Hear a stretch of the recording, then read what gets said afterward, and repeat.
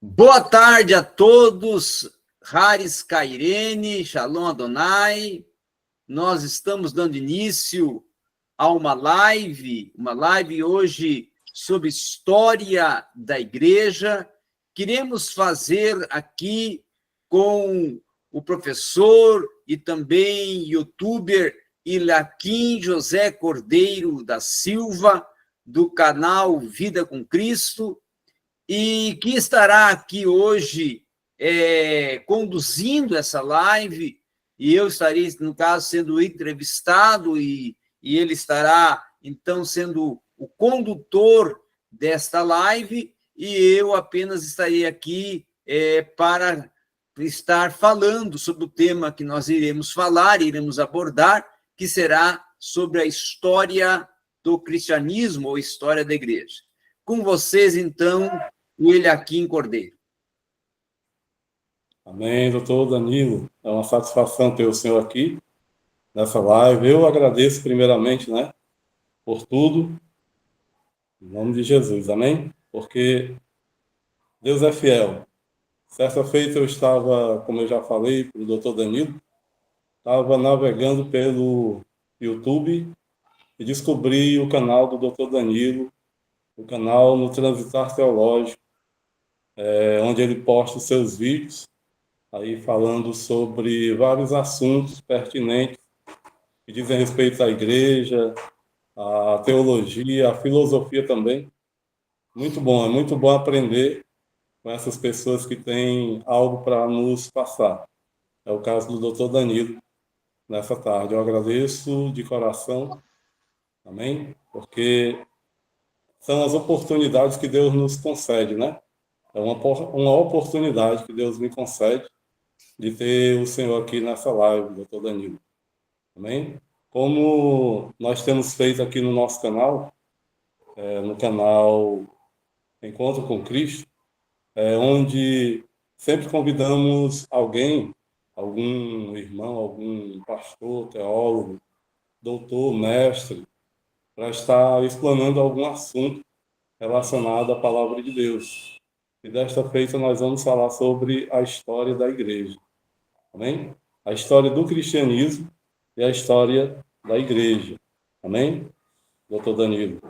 É uma coisa um assunto muito interessante esse, porque ele também traz muitas dificuldades para aqueles que procuram estudar, principalmente aqueles que estão começando, Uma das coisas que mais tem surgido, ou que tem deixado essas pessoas aí, sem de fato reconhecerem o que de fato aconteceu na história, é dizer qual a igreja que surgiu ali logo depois da morte e da ressurreição de Jesus, onde os seus apóstolos começaram a pregar a palavra de Deus e depois vieram os discípulos. Muita gente confunde essa igreja com uma igreja moderna que nós temos aí. E a história em si nos mostra que isso não é verdade, porque a igreja nasceu de fato como igreja universal, como igreja que era para todos, uma igreja que abarcava todos e que incluía todos, mas que era uma igreja voltada para os princípios da palavra de Deus, ou seja, os princípios ensinados por Cristo. A própria Bíblia vai dizer que ela era balizada por duas colunas: o ensinamento de Jesus e o ensinamento dos apóstolos. Não é assim? Só que, antes de passar para o senhor, para a primeira pergunta, doutor Danilo, o que aconteceu com a igreja? Porque basta nós lermos o livro de Atos dos Apóstolos. Nós vamos ver que, quando Jesus está ensinando algo, é de uma maneira, é de um jeito. E quando nós vamos ver os discípulos, os apóstolos ensinando, aí já surgem os problemas, já surgem as dificuldades, que são os primeiros da igreja. As primeiras dificuldades que a igreja enfrenta já surgiram com os próprios apóstolos, onde nós tivemos ali contendas, nós tivemos ali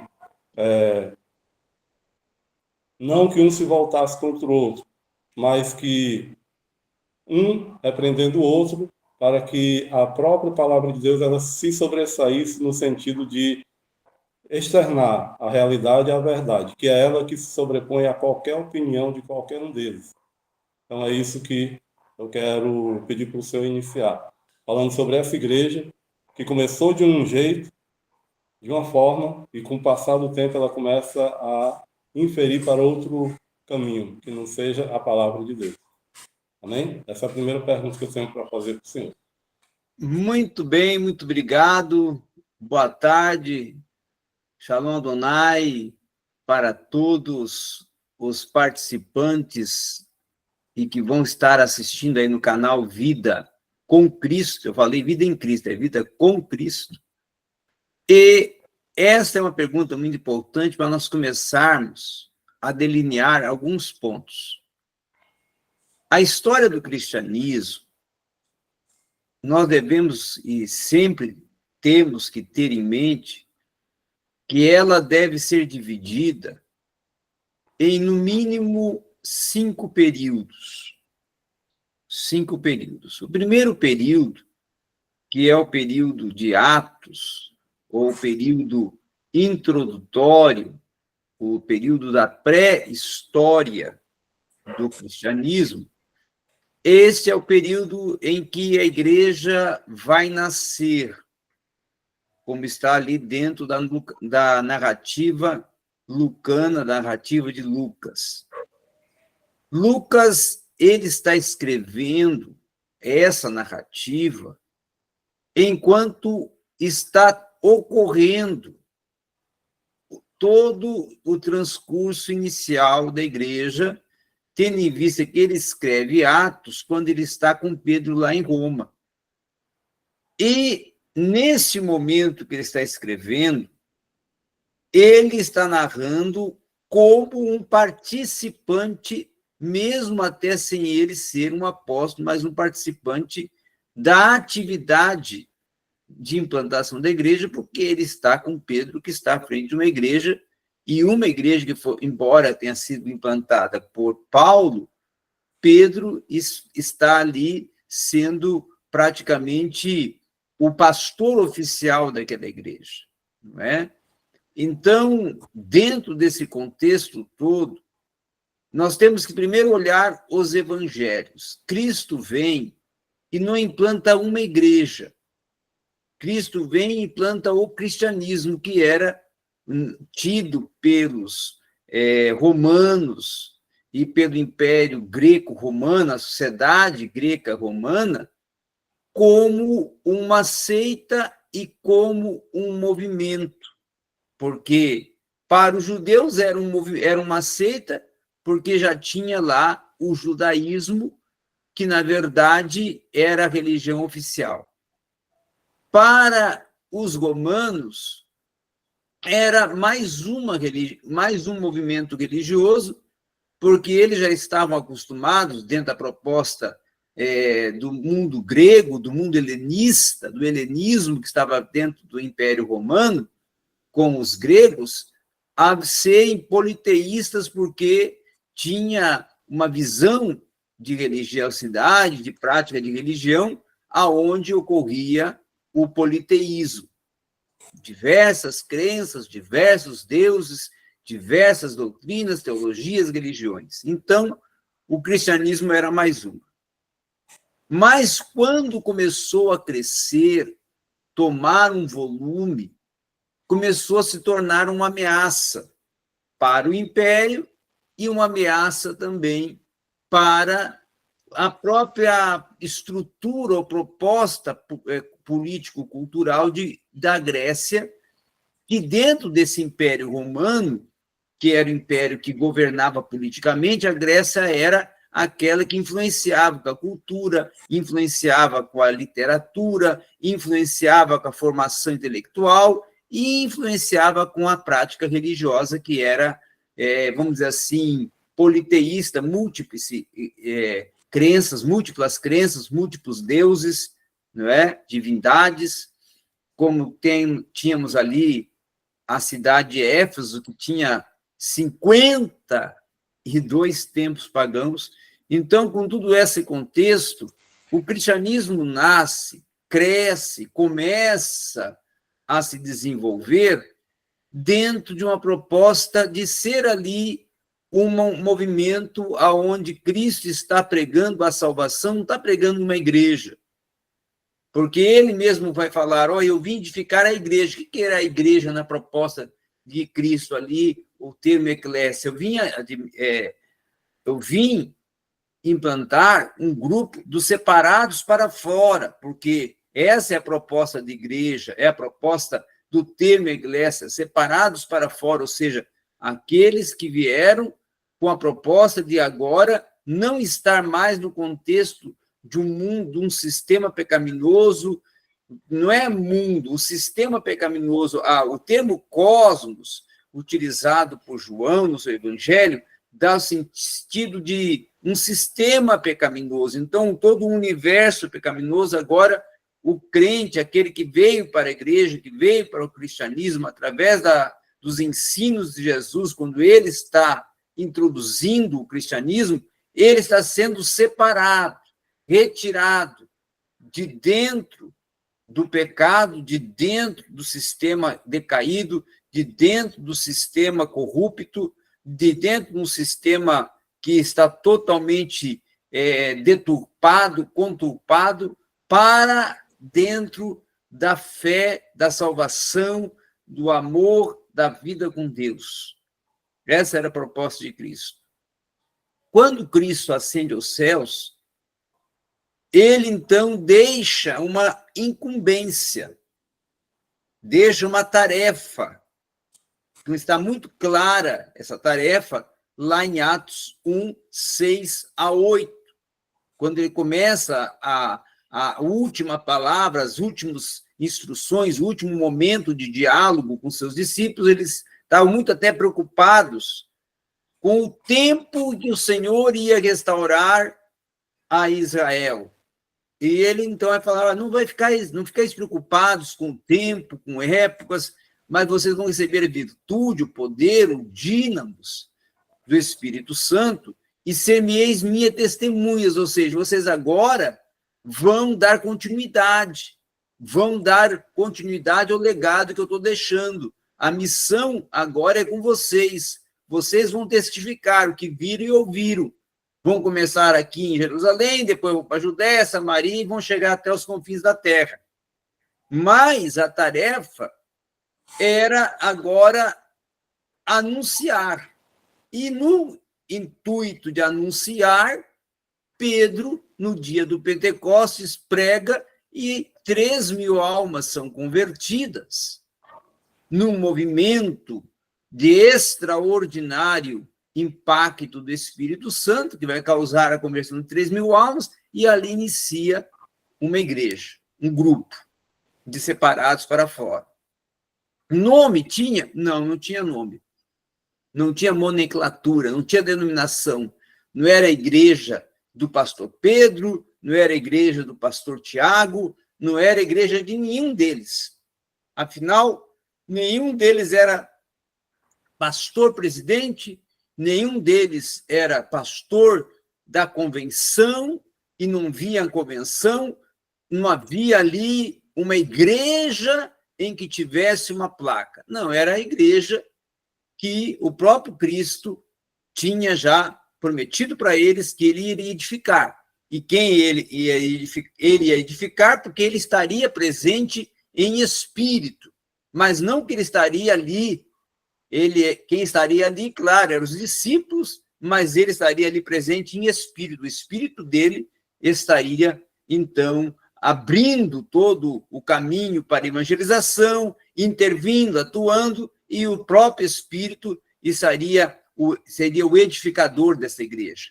E Cristo seria o cabeça espiritual e aquele que governaria a igreja. E os apóstolos seriam os testemunhas, os pregadores, os anunciadores, mas depois, com o tempo, quando começou-se a crescer, nós vamos ver isso lá em Atos 6, eles chegam à consciência, olha, nós temos que formar um ministério.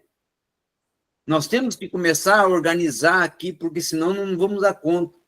Então, foi o momento que eles constituíram os diáconos, que ficariam com a parte administrativa e eles ficariam com a parte espiritual.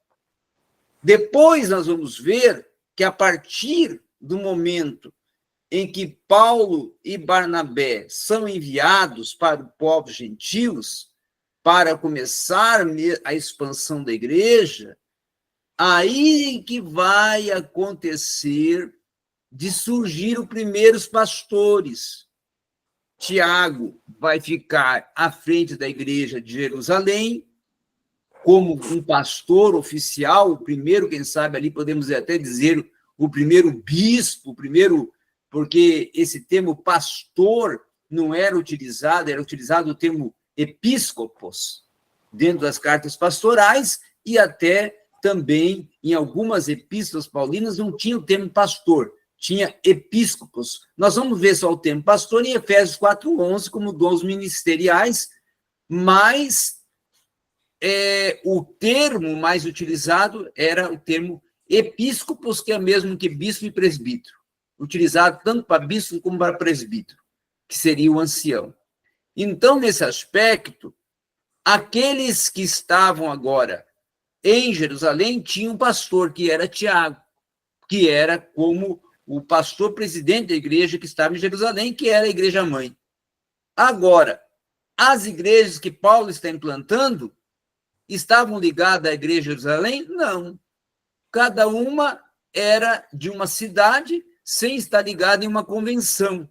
Não eram filiais da igreja de Jerusalém, não. Era a igreja que estava na Galácia, era a igreja que estava em Éfeso, era a igreja que estava em Roma, era a igreja que estava em Tessalônica, cada um local com a sua igreja, sem estar filiadas em nenhum local. Há muitas pessoas até que, de uma forma muito mal informada, falam que Pedro era o líder dos apóstolos. Não. Pedro tinha um espírito de liderança, né, de comando, mas não quer dizer que ele seria o líder que governava todos os concílios. O próprio concílio que teve em Jerusalém não vai dizer que líder ali daquele concílio foi Pedro. E mais tarde, quando houve, lá em Atos 15, um outro concílio para a discussão da questão da circuncisão, Pedro, ele convoca aquele concílio, mas não quer dizer que ele convocou porque ele era o líder. Alguns vão dizer, então Pedro era o presidente da convenção. Não, não tinha convenção, não tinha essa nomenclatura nem essa proposta. E quando eles vão morrendo, cada um vai ficar só João, e João depois morre, e aí, fim do primeiro século da igreja. Quando vamos entrar para o segundo século, aí que tem um grande problema. Por quê? Eles não tinham deixado um nome para essa igreja. Quem estava agora à frente dessas igrejas eram aqueles que conviveram com eles, muitos até distantes, como o caso de Pápias, que foi discípulo de João, mas não chegou a pastorear uma igreja, Pápias. Depois veio mais tarde Orígenes, veio mais tarde Irineu, veio mais tarde Tertuliano, mas não chegaram a ser, eles também, discípulos diretos de qualquer um que seja dos apóstolos. Então, eles vão ter a incumbência de começarem a tomar a frente, e mais nem como pastores, porque todos eles vão tomar a frente mais como defensores da fé cristã e apologistas, porque a igreja no segundo século, do segundo até o terceiro século, vai passar por uma oscilação muito grande. Porque quando estava com os apóstolos, tinha o credo dos apóstolos, tinha a mensagem cristocêntrica, tinha eles ali como testemunhas, mas depois, quando morreu, e muitas igrejas, também os próprios discípulos, como de Paulo, como Timóteo, Tito, Arquipo, Filemão e Ninfa, depois Priscila, Áquila e todos os outros que trabalhavam com ele foram morrendo, aí automaticamente vai ficar sob o ombro e a responsabilidade de pessoas que eram os pais da igreja, denominados como pais da igreja, que não tiveram contato direto com eles e agora estão na responsabilidade de tomar a frente e não vão tomar a frente como líderes diretos, mas vão tomar a frente como apologistas, como defensores da fé e como até pessoas que vão ter uma incumbência, uma tarefa de responder aos ataques que vinha da filosofia grega, que vinha do gnosticismo, que vinha do docetismo, que aí começou a surgir outras heresias, como o montanismo, como o eutiquianismo e tantos outros, nesse segundo, terceiro e quarto século, que aí eles chegaram a uma decisão.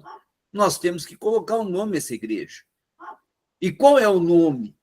Aí o nome foi colocado a partir do quarto século, terceiro para o quarto século, que já não estava mais Irineu, não estava mais Tertuliano, não estava mais Pápias, não estava mais nenhum desses pais da igreja que atuaram no início, no segundo, terceiro século. Quarto século já era iniciando ali com Agostinho, já que era na verdade, ele vai se converter para o cristianismo, mas ele inicia dentro de uma seita e depois ele passa para o cristianismo, se converte, e aí eles vão pensar, temos que ter um nome para isso aqui. E aí a hora que eles vão utilizar o termo católica, que era, na verdade, do latim catholicum, que significa universal. Um termo para dizer que, olha, é uma igreja. Que igreja? Universal. Igreja católica. Igreja que é de todos. Uma igreja universal, única. Não existe igrejas, existe uma igreja, igual a católica. Que igreja é essa? A igreja que está aí. Não é a igreja dos apóstolos, é a igreja que está aí, é a igreja que eles lá atrás fundaram, mas agora nós, homens, estamos à frente delas e vamos dar um nome para a católica. E aí colocam lá o nome católica, ainda não tem questão de papa, nem pensam nessa questão de papa. Papa vai surgir lá para o quinto século para frente, né? Mas tinha já os bispos, como Atanásio, como Anselmo, tinha já os bispos. Com o próprio Agostinho vai se tornar um bispo. De cada uma das cidades, né? Cada uma das cidades tinha seus bispos. Não tinha papa ainda. Papa vai vir depois do quinto século. E aí, quando vem o nome, quando vem até essa estrutura, papa, bispos, aí é do quinto século para frente. Eu vejo, doutor Danilo, eu vejo uma coisa aí, que é, embora esses pais da igreja, algumas citações deles, eles tenham falhado, errado, mas não olhando para esse lado aí, do que eles falaram, mas olhando para... o senhor vai entender. Eu vou tentar explicar da melhor maneira possível. Nem eles erraram no sentido de a igreja ser o que ela é hoje, por causa desses erros, porque o senhor explicou muito bem que eles combateram essas heresias, foram surgindo, né? Nem eles erraram, não que eles não tenham errado em palavras ou em coisas que eles fizeram, ou em doutrinas que eles acreditaram, que depois foi desmentida, foi tida como sendo heresia por parte de outros que combateram essas mesmas práticas, desses que rotularam isso. Mas a igreja se tornou o que ela é, não baseado simplesmente nos erros deles, porque nem Deus errou e nem eles erraram. É isso que eu estou querendo dizer. O senhor consegue entender? A igreja, Consigo. muita gente me diz assim, doutor Danilo, mas a igreja não é essa que está aí, porque eles olham para as quatro paredes, eles olham Na para a cidade verdade, dele. eu vejo o seguinte, na ótica natural. A igreja, os apóstolos morrendo, que é um fato, e depois vindo aqueles primeiros pais da igreja, que eram, nem vou dizer pastores, bispos, mas eram mais apologistas, defensores da fé, porque estavam enfrentando grande chuva de heresias e de segmentos contrários ao cristianismo com a questão da cristologia. A cristologia, que foi a primeira chave das grandes controvérsias na história da igreja, porque desde lá do tempo de João já havia briga concernente à questão se ele realmente, Jesus, era Deus, ele não podia ser humano. E se ele era humano, não podia ser Deus. Então, já havia uma série de embates concernentes os gnósticos, depois os docetistas, que defendiam que ele, olha, ele é humano, ele é uma parte humano, mas ele não pode ser Deus, ele foi. Aí havia cada uma com uma posição. Quando eles começaram a conseguir, com o credo dos apóstolos, com as primeiras encíclicas apologéticas que Irineu vai escrever, e aí surgem as primeiras duas escolas teológicas, a escola de Antioquia, conduzida por Irineu, e depois a de Alexandria, conduzida por Orígenes, e aí vai conseguir ali a formar os primeiros líderes, os primeiros teólogos, vai vir Teodócio, vai vir outros grandes articuladores ali, Tertuliano mais tarde, até chegar a Agostinho. De Agostinho para frente, que eles começam já a ter uma parte mais administrativa, já distribuindo essa questão de igrejas, bispos, e depois, mais tarde, o Papa, lá para o V século, não é que a igreja se perdeu, é que, como não havia um controle, uma condução que estivesse mais próxima realmente, ou que qualquer um daqueles pais da igreja estivesse dentro da visão dos apóstolos, eles acabaram entrando pelas suas próprias ideologias. E havia ali uma briga já de poder, desde lá do tempo dos apóstolos já havia briga de poder. Essa briga de poder sempre existiu. Tanto é que Paulo vai chegar assim, uns dizem que são de Pedro, outros dizem que são de Apolo, outros dizem que são de Paulo. Essa briga já tinha. Então, quando começou a surgir brigas e começou a surgir intrigas, vamos ter um líder. Que líder? Vai ser o Papa, o que vai ser o chefe aqui, a autoridade maior, o bispo maior, o bispo de Roma, o Papa. A Roma vai ser a sede. E ali começa a surgir uma igreja sem teologia bíblica, canônica, que começa a se apartar do que defendia as escrituras e começa a criar sua própria teologia e começa a criar suas próprias tradições e começa a criar seus próprios conceitos. E aí é que vai começar a surgir a questão, não é, de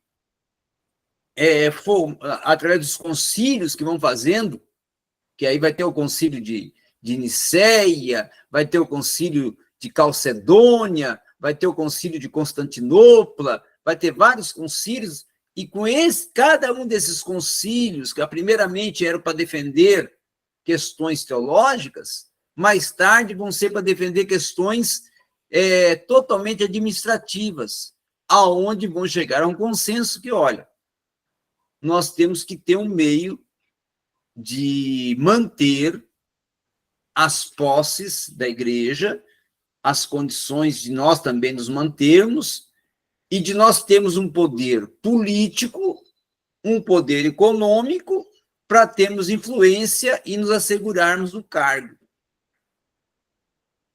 E esse mal começa a partir do 3º século com Constantino, porque a igreja começa a se tornar uma igreja estatal com Constantino, aonde Constantino se vai fingir de cristão ou de salvo para até poder ali entrar dentro de uma proposta que ele convocava os concílios e ele era o líder maior. Então, era uma igreja estatal, uma igreja que servia o Estado. E aquele pensamento começou a ser cada vez mais fortalecido, cada vez mais fortalecido.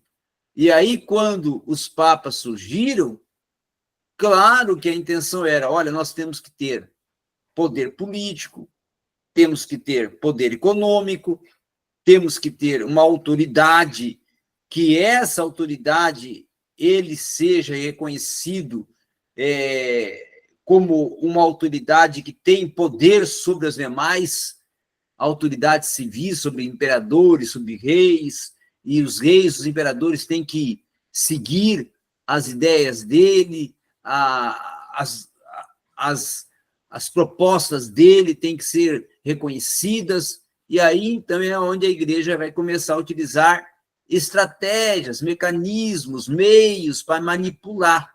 Aí vem a questão e eles vão utilizar lá as questões, por exemplo,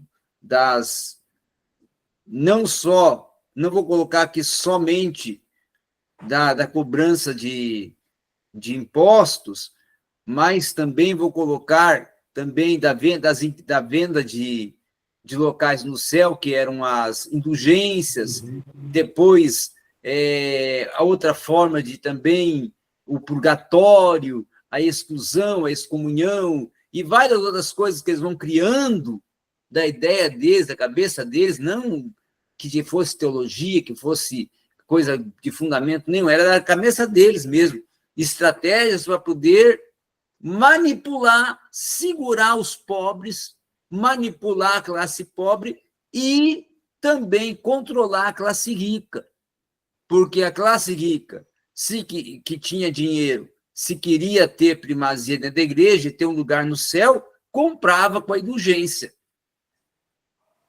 E, automaticamente, comprando, também estava ligado, estava preso à igreja e tinha que ser conduzido pelas ideias do Papa. Então, o Papa se tornou quase que um governante que tinha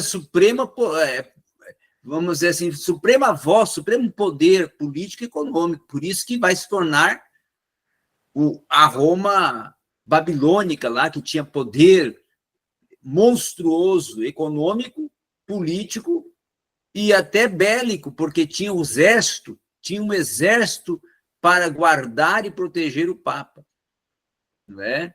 Que eles entravam com as cruzadas, eles entravam que as primeiras cruzadas foram, na verdade, contra o islamismo, que era uma ameaça para a igreja, aí o Papa vai montar toda uma estrutura militar para ir contra os islâmicos, mais tarde vai contra alguns governantes, e quando vem a reforma, aí vai contra os pré-reformadores e contra os reformadores. Até mesmo contra os judeus, né? A igreja Sim, contra os judeus também. Contra os judeus também, não é? E claro que depois, lá, quando ocorre a pré-reforma, que começa ali no século XI, a pré-reforma com o John Hus, com o Savonarola, com o Wycliffe, não é? Essa pré-reforma aí, esses pré-reformadores já foram todos perseguidos, condenados, e julgados, condenados e sancionados à morte. Como o caso de Savonarola, como o caso de John Hus, que se tornaram mártires, foram mortos, né, pela igreja.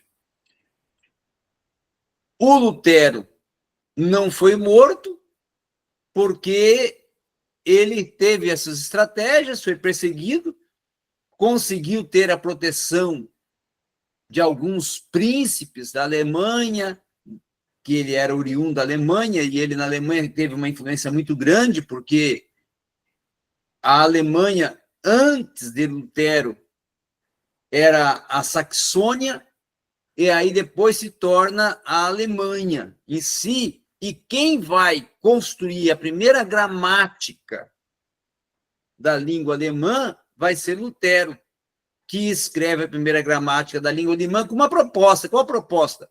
Que viesse a ter agora o povo a condição de ler a Bíblia na língua alemã, porque já tinha uma gramática, já tinha uma estrutura gramatical de língua, e então Lutero traduz a Bíblia, que era do latim, para o alemão, e agora o povo alemão tem o direito e a oportunidade de ler a Bíblia, e também tem a sua própria gramática. E com isso, Lutero vai começar a ter influência, poder popular, político, e aí teve proteção de príncipes da Alemanha, príncipes da Espanha, e com isso esses príncipes compraram a briga por ele, junto com o Papa, e por isso que Lutero não morreu.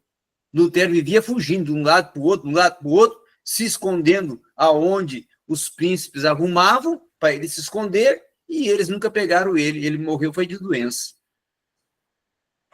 Os reformadores, eles tentaram ajudar o povo na proposta de alfabetizar, né, as pessoas. O maior reformador, na verdade, nós temos dois reformadores que tiveram mais destaque sociocultural do que Lutero.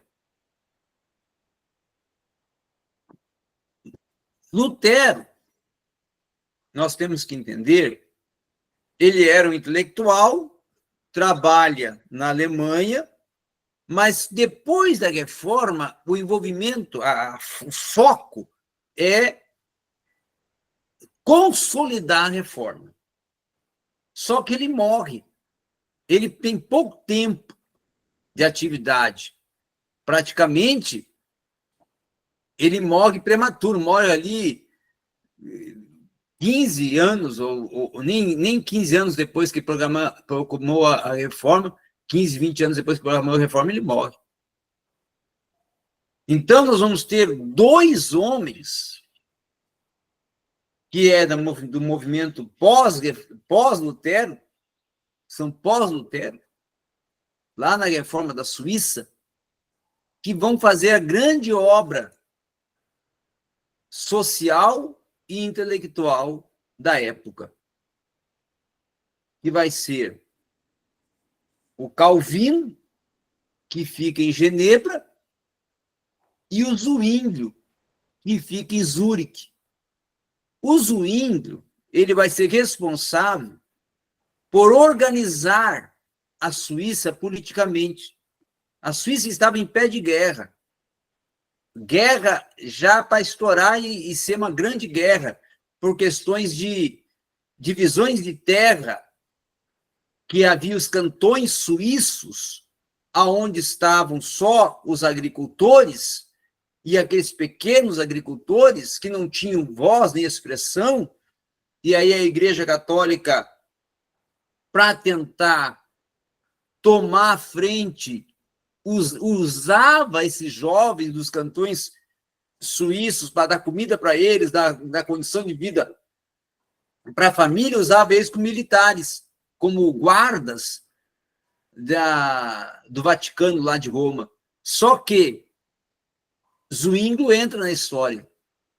Zwinglio entra na história, vê que a questão é totalmente política, porque os grandes senhores de terra, os feudais, eles tinham um conflito que muitos daqueles pequenos camponeses não queriam mais viver como escravos e ser dominados pelos senhores feudais e queriam criar suas próprias estruturas agrícolas e fazendas, pequenos sítios, pequenas fazendas, e aí se debandearam para os cantões suíços e abriram lá novas colônias.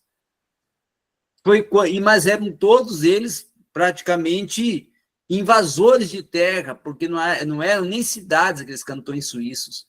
Aí, então, quando o Zwingli vai entrar, vai organizar aqueles cantões suíços em colônias, cidades, vai entrar numa questão de conciliação política, vai montar uma estrutura de partido. Então, ele vai fazer um trabalho social e político muito grande enquanto reformador. Então, a igreja na Suíça nasce com uma proposta já de organizar o Estado, para organizar politicamente e organizar também socialmente.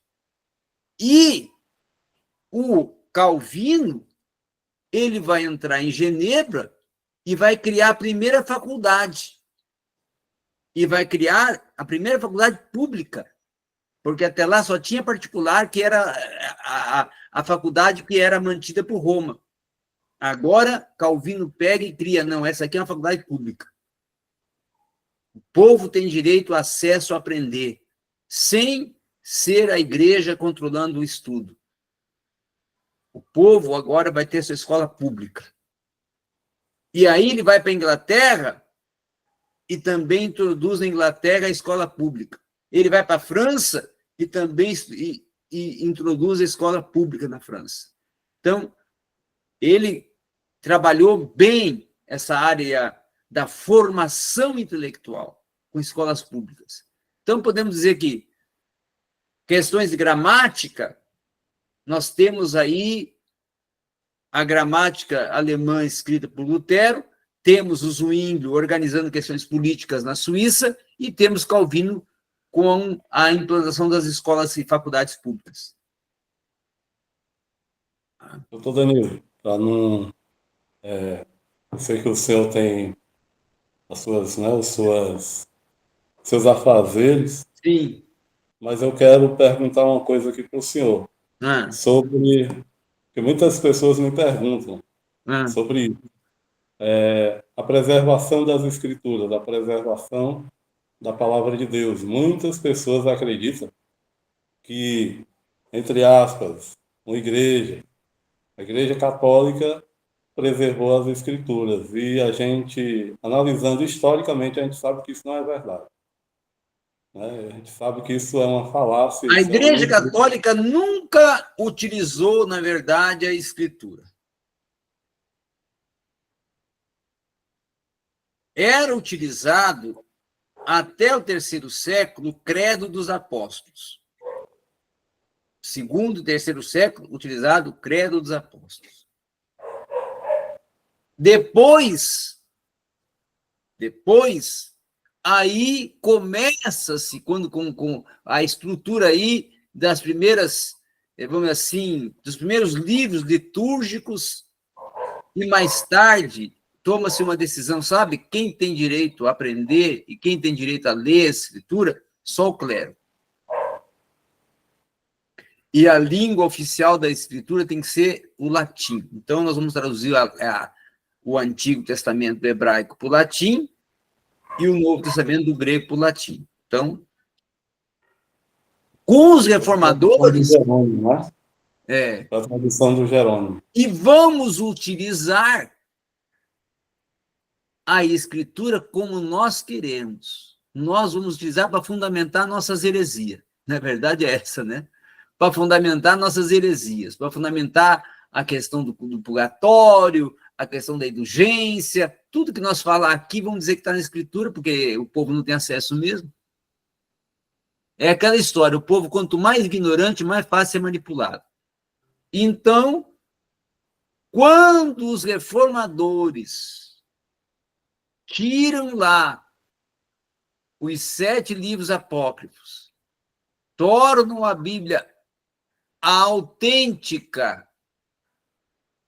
certo? Inspirada, que vai ser, então, definido quais são os livros e todo esse contexto, e aí vem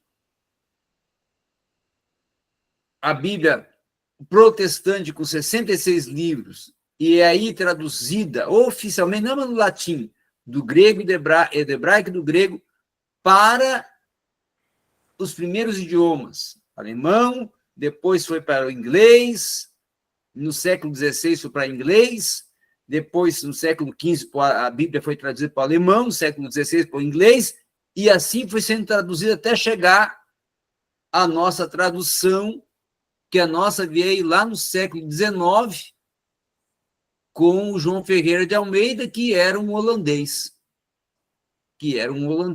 Então, o que acontece? Essas traduções protestantes eram integrais.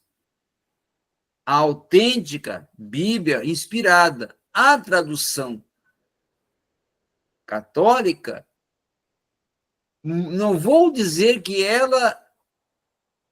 os livros que realmente eram inspirados, ela deturpou. Não. Os que eram inspirados, ela não mexeu em nenhuma parte. Não é? Ela foi incluir 7 livros, que eram os livros apócrifos, que eram livros não inspirados, que não foram aceitos em concílio nenhum. Mas eles colocaram, eles incluíram. Então, eles incluíram esses 7 livros, os livros apócrifos. Agora, nós protestantes falhamos numa coisa. As traduções, tanto do hebraico como do grego, para as primeiras Bíblias protestantes, lá ainda no século XV, XVI, são fantásticas, são integrais, são genuínas. Mas do século XVII para frente, começa a surgir muitas traduções que deixaram a desejar. Em língua portuguesa, por incrível que pareça, a Bíblia mais próxima do original não é a de João Ferreira de Almeida. A mais próxima do original em português é de Matos Soares, uma Bíblia católica, mas é a mais próxima do hebraico e do grego, no sentido de léxico, de você pegar o termo no léxico e buscar ele no léxico e ver, não, esse termo aqui tem esse significado mesmo. Isso que o senhor está falando é muito interessante, porque quanto mais eu estudo o hebraico no Antigo Testamento, e o grego no Novo Testamento, a gente vai descobrindo coisas relacionadas aos versículos, à tradução, a versão e tradução que a gente vai vendo que não é isso realmente que ele está dizendo. Infelizmente, né? Porque tradução, não é só vocês. O tradutor, tem gente que pensa, o tradutor, então é só ele conhecer o grego, o hebraico, o grego, e ele traduz. Não. Conhecer a língua é uma coisa, traduzi-la é outra. Você pegar um texto que está lá no hebraico e traduzir para o português, que é uma outra cultura, uma outra história de povo, de cultura, de forma de ler, de comunicar. Então, você pega lá um termo, por exemplo, o termo, vou usar aqui um exemplo, o termo kairos, tempo de Deus, mas tempo de Deus na Grécia. É entendido kairos como tempo de Deus, mas esse kairos, dentro da nossa cultura, tem que ver como que seria o termo mais apropriado. Então, todas essas questões.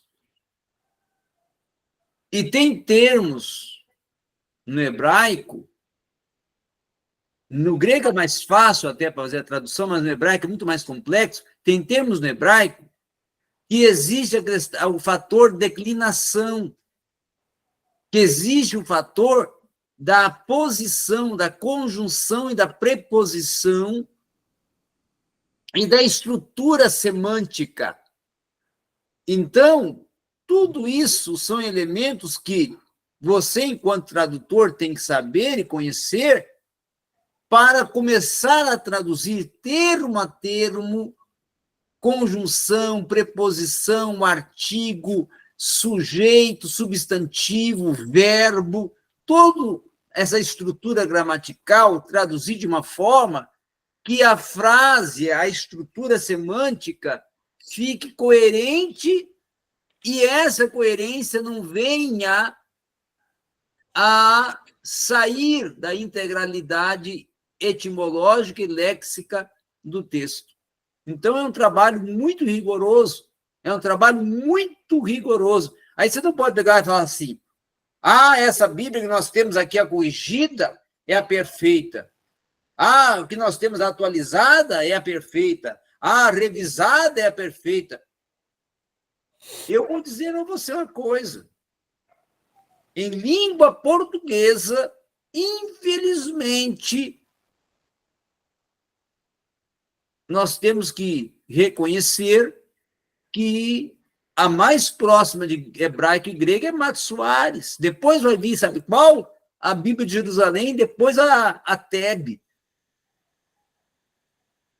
Agora, a King James, que é uma Bíblia histórica, porque ela foi traduzida em 1611 a um pedido do rei James, que era o rei da Inglaterra, que ele vai reunir mais de 80 intelectuais do grego e do hebraico para fazer essa tradução. Aqui é outra coisa. É a mesma coisa, quase igual lá do Septuaginta, que teve praticamente 70 rabinos, quando o Filadelfo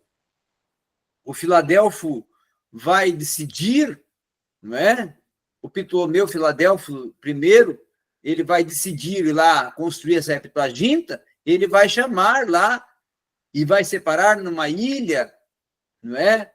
Para ficar exilados praticamente mais de 40 dias, 70 escribas, e esses vão fazer uma tradução que vai dar, no caso, a Septuaginta, vai nascer a Septuaginta, a tradução do Antigo Testamento para o grego.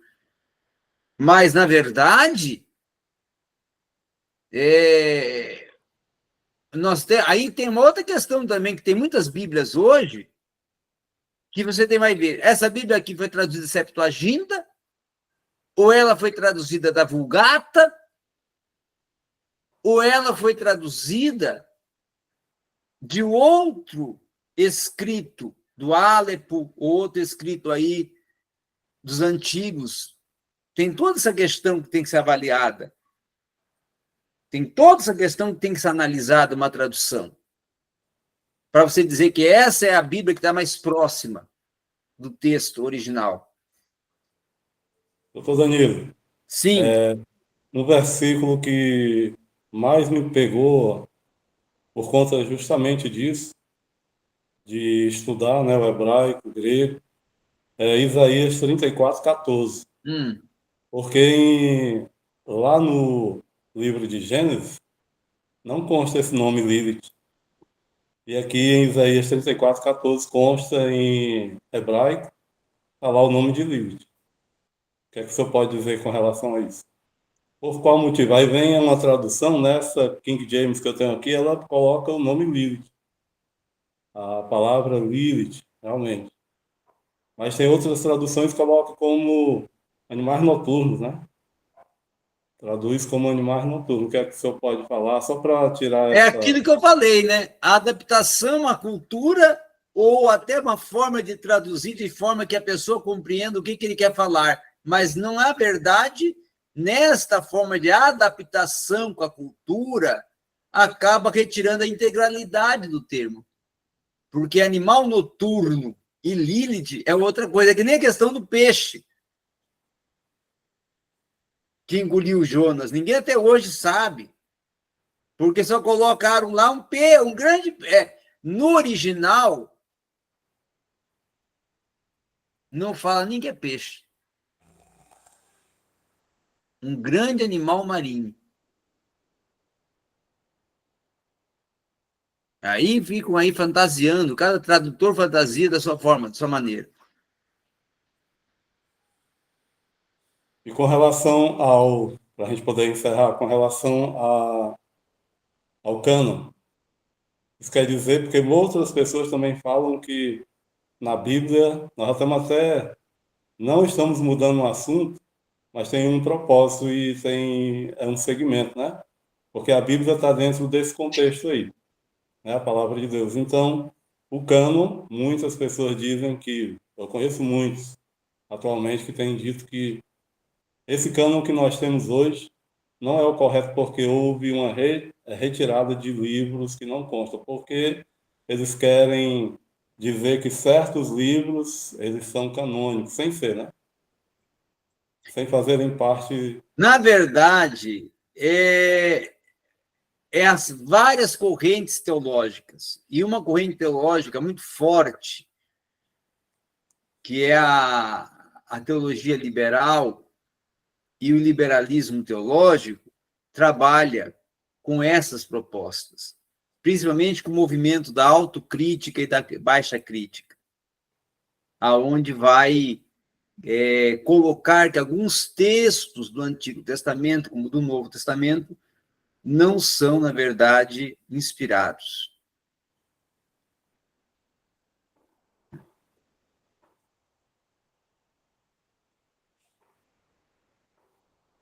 Isso é uma proposta. Essas propostas, elas existem coisas que são antigas, mas algumas coisas aí têm sido a partir da Porque, na modernidade. verdade, a teologia do século XVII, XVIII e XIX, e até início do século XX, na Europa, principalmente, que foi o grande nascedouro da teologia, lá os teólogos, eles tinham uma câmara, como tem a Câmara dos Deputados, tinha a Câmara dos Teólogos, que eram pagos e mantidos pelo próprio governo.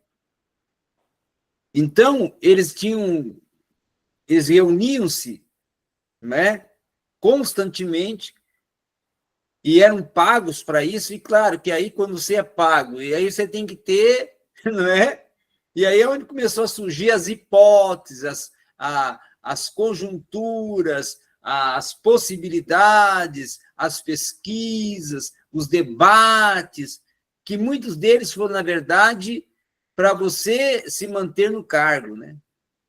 Mas não quer dizer que seja realmente, né? Então, tem muita teoria teológica ali que surgiu no século XVI, XVII, XVIII e XIX e XX, com alguns teólogos, como eu posso colocar aqui o Schleiermacher, e poderia colocar outros aqui também, o próprio Bultmann, o próprio Gerhard von Rad, o Karl Barth, né, que eles procuraram, cada um puxando para o seu lado, para a sua visão, para a sua forma de entender, de compreender com a sua escola teológica, colocar a sua posição, que ao mesmo tempo eram posições totalmente contraditórias. Já tem mais de 40 minutos. O próprio Karl Barth falou que a Bíblia não é a palavra de Deus. Ela se torna, mas ela não é. Já estamos com mais de 40 minutos, né, doutor Danilo? Muito mais, né? Muito mais. Né? Tá com hora? Vamos quase perto de uma hora. Glória a Jesus. Se o senhor quiser continuar, o senhor sabe. Fica a decisão de vocês. Se vocês quiserem também fazer uma segunda parte outro dia, nós estamos aí, a gente marca e faz. Amém, doutor? Pode ser. O senhor pode ficar à vontade. Então, tá bom, então. Eu vou, então, agradecer a oportunidade.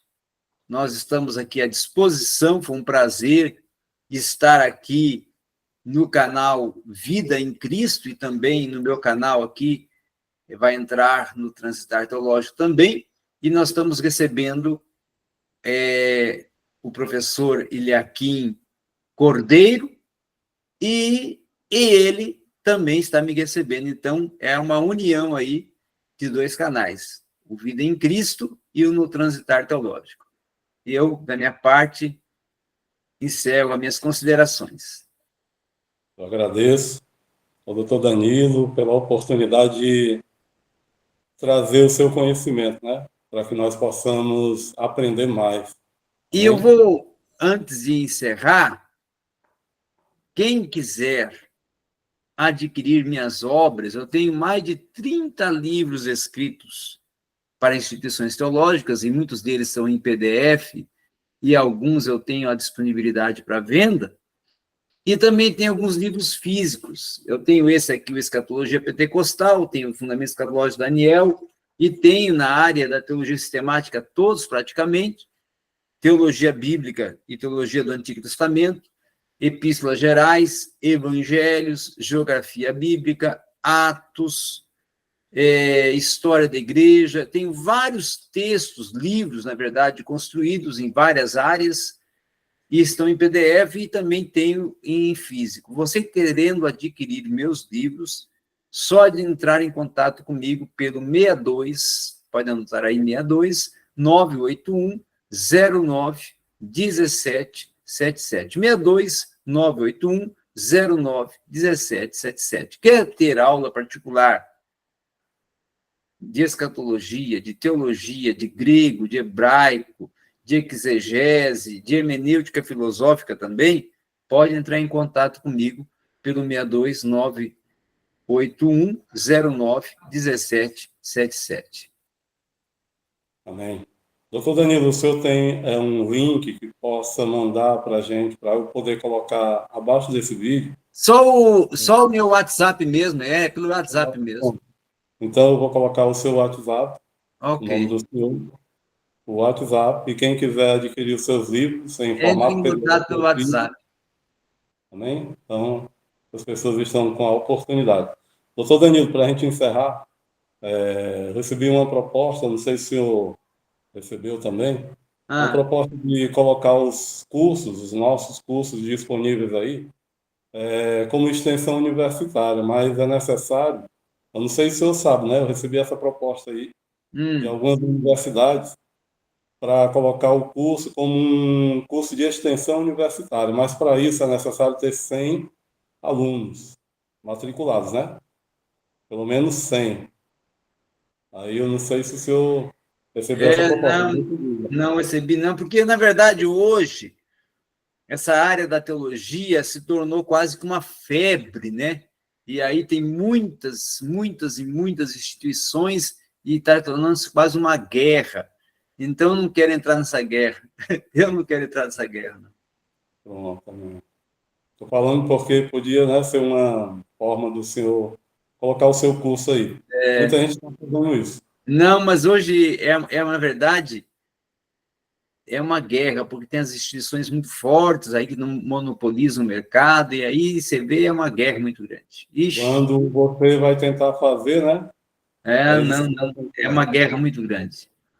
Foi como eu falei para eu já tenho a instituição que eu também sou professor, sou conteudista, então já tenho a instituição que eu trabalho. Além da minha instituição, que eu tenho minhas aulas particulares, eu tenho aqui, eu sou contratado.